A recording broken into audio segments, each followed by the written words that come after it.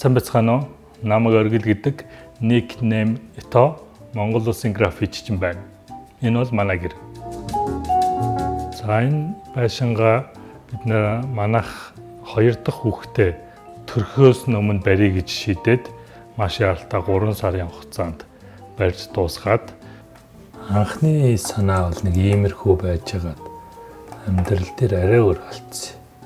Энэ жишээ нь 2 давхар ийм онгорхоо тааз маазтай шатаа нэг ингэ шийдэж мэдсэн байс. Яг амьдрал дээр л өөрчлөгдөд ийм болсон байгаа.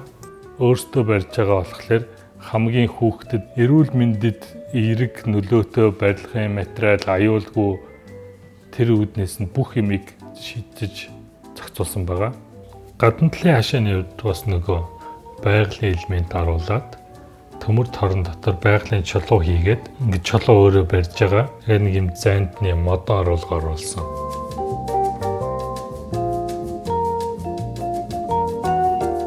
Миний хувьд бол 7 хоногийн яг үүндээ 6 өдөр нь баг ажилтай. Гэхдээ байгаа үедээ хүүхдүүдтэй аваад гадаанаа нөгөө энэ чинь ажил ихтэй газар шороо, өвс ногоо, зэрлэг мэрлэг тэгэл болж игэл энэ уулын хажууд болохоор уул руу алхах дуртай хүүхдүүдэд аваад нохоогоо дагуулад тэгэл өдрөл дорхно өнгөрчдөг.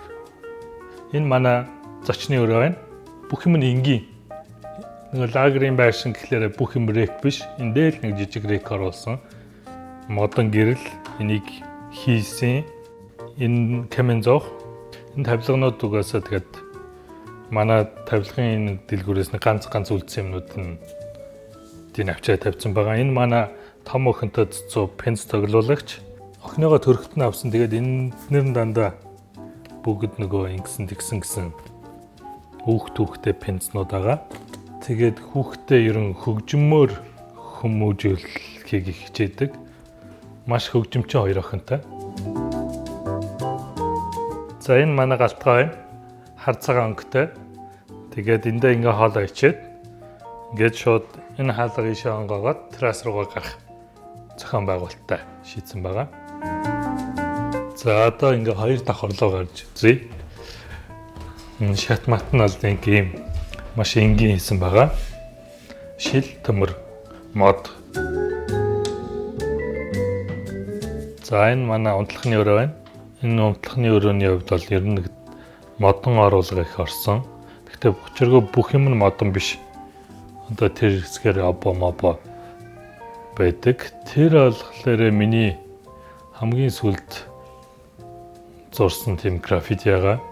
Орчин үеийн граффити нэг иймэрхүү. Миний хувьд хүмүүсийн хувьд нэг юм ханны булан цараатсан байдаг бол одоо үед граффити гэдэг зүйл ийм болоод хөгжөөд байна. Гудамжны урлаг гэдэг зүйл. Ишээ дандаа Монгол залуучуудын хийсэн тийм бүтээлүүд байна. Энэ майхан, энэ үлгүүр, энэ сандал ширээ, энэ тавиур. Энэ манай 2 давхарт жижиг унтлахны өрөө байна. Энд миний нэг хаяа суудаг нэг компьютер. За энд нэм цонхт. Энэ манай охины дүүгийн зурсан зургнууд. Тэгэл энэгээр бүх будгаа яаж байгаа л зурдаг. Энэ манай эхнэрийн гараараа хийсэн юм байна. Энэ дандаа зурсан зургууд нь хамгийн таалагддаг хэсэг үйл амар амар амгалан мэдэрдэг хэсэг бол 3 давхарт байгаа. Хин ч орж баг доор парти болж исэн чинь чив чимээгүй унтаж чадхаар тийм орчин бүрдсэн. Нам гүм яг үдийн нар тусдаг.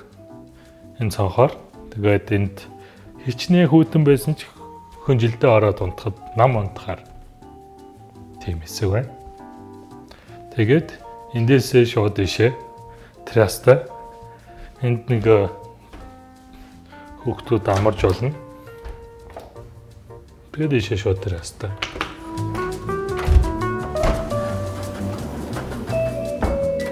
Миний бодлоор гэр бүлийн аз жаргал гэдэг нь үр хүүхдүүд эрүүл саруулах нь хамгийн том аз жаргал гэж боддог.